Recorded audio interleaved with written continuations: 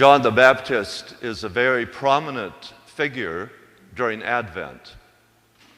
And I think the impression that most of us have of John the Baptist is that he was a rather austere person.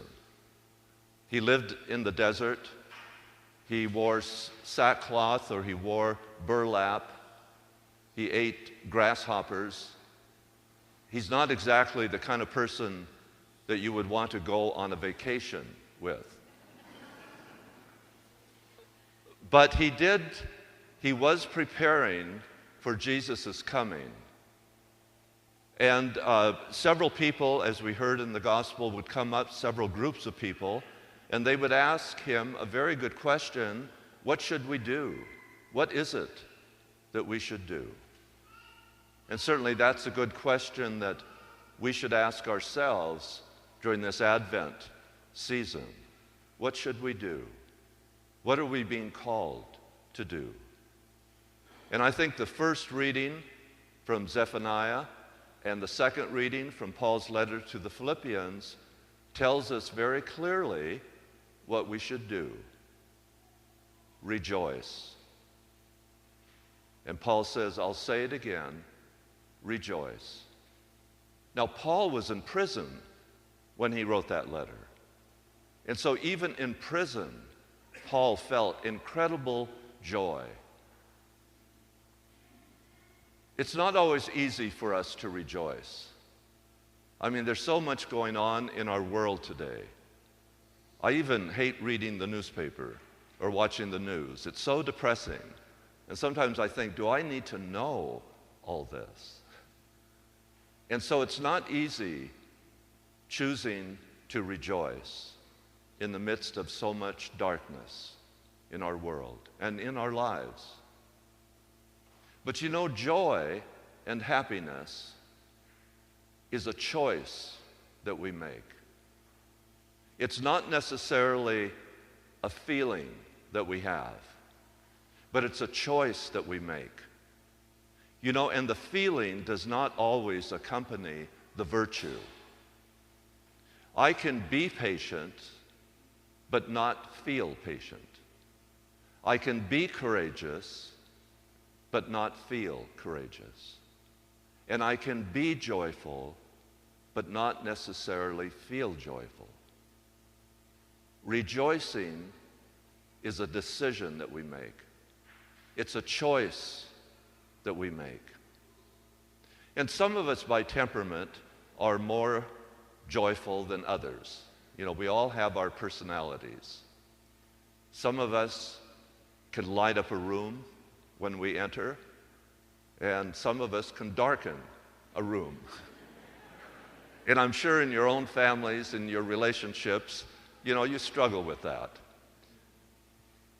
It's so easy to be negative or pessimistic or cynical, or to see, well, what could happen? You know, the Murphy's Law, if something can go wrong, it will. Well, that's not the best attitude. Somebody gave me a few years ago a book called The Worst Case Scenario, a survival's handbook. And it gives you a worst case scenario for every day of the year.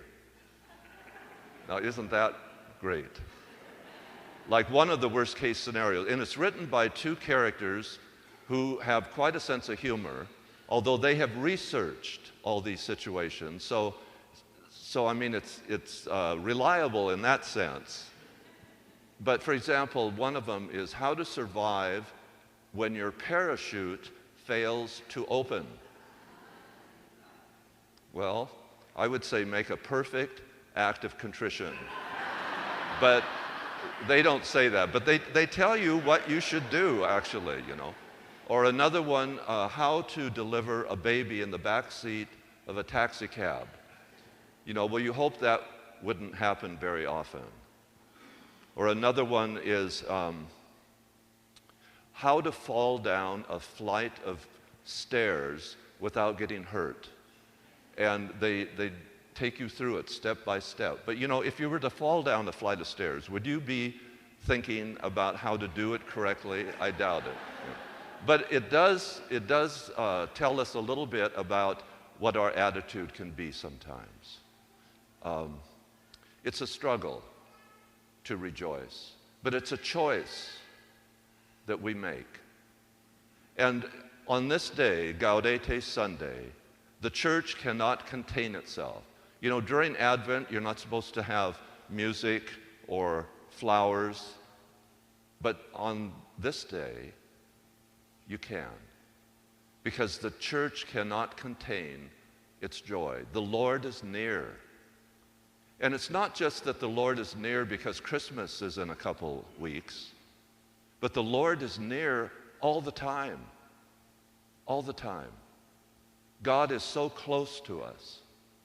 And that's what this year, this Jubilee year of mercy is all about. We have reason to rejoice because of the mercy of God.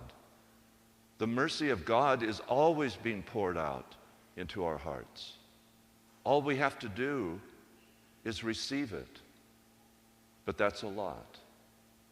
But we can't receive it if we don't open our hearts.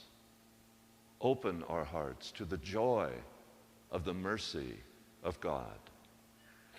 And so I'd like to invite you to take just a moment to think of some way, some small way, that maybe you are being called to open your heart to the joy of the Lord's presence and the mercy of God.